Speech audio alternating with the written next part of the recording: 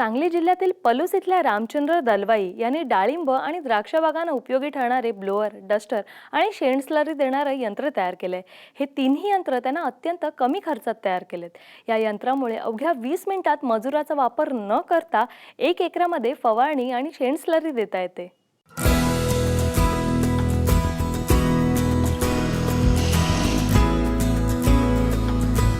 रामचंद्र दलवाई यांचं डफळापूर हे मूळ गाव। त्यांच्याकडे वडिलोपार्जित 7.5 एकर कोरडवाहू शेती आहे। कोरडवाहू शेतीतून फारसं उत्पन्न मिळत नसल्यानं ते पलूस गावात आले। पलूस इथं शेतमजुरीसह मिळेल ते काम करू लागलेत। मोलमजुरी करत असतानाही घरची शेती बागायती करण्याचं स्वप्न त्यांनी बाळगलं होतं।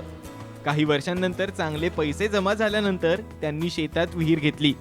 विहिरीला चांगलं पाणी लागलं, मात्र मजुरांच्या टंचाईमुळे शेतीच्या कामात अडचणी येऊ लागल्यात।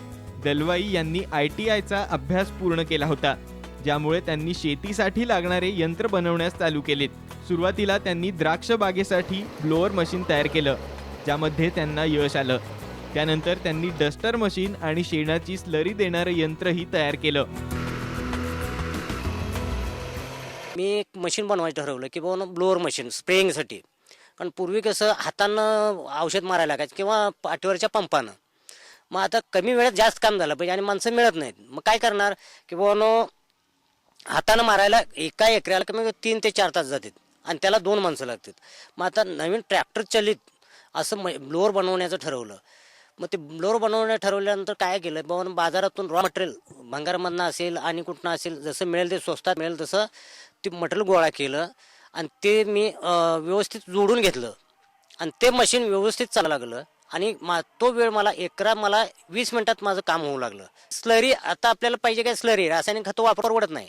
मग स्लरी कसं शेण स्लरी, त्याला पण शेण स्लरी द्यायचं तर माणसानं 4-5 माणसं लागायची एकऱ्याला आणि ती काय दिवसभर वेळ जायचा।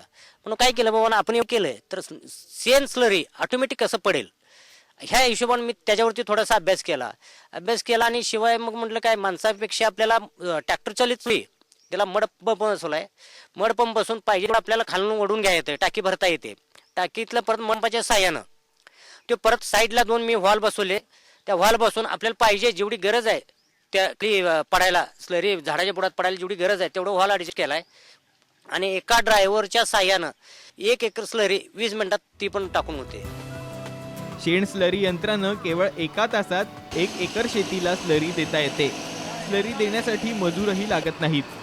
दलवाई यांनी तयार केलेल्या यंत्राला पलूस तालुक्यातून मोठ्या प्रमाणात मागणी आहे।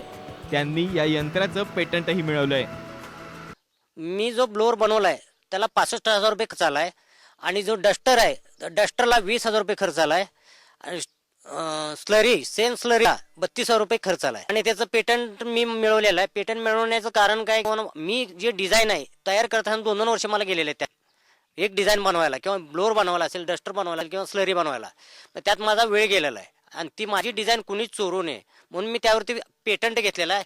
पेटंट घेऊन मी ISO पण मी घेतलेला आहे। माझा फायदा इतका झाला की मजूर कमी लागायला लागले आणि डायरेक्ट स्लरी घेऊन सोडता येते मला। आता टाकीत तयार केलेली स्लरी सुद्धा डायरेक्ट ही भरतं, ट्रॅक्टर तेच ती भरतं, मडपंप त्याला जोडलेला आहे, तेच ती भरतंय तेच ती सोडते। फायदा असा की डायरेक्ट स्लरी सोडल्यामुळं झाडाच्या बुडातच जाते आणि झाड सुद्धा पिकअप घेते चांगलं। रासायनिक पेक्षाही फास्ट काम करलाय। रासायनिक खतामुळे आणि मजुरीमुळे शेतीचा उत्पादन खर्च वाढतोय।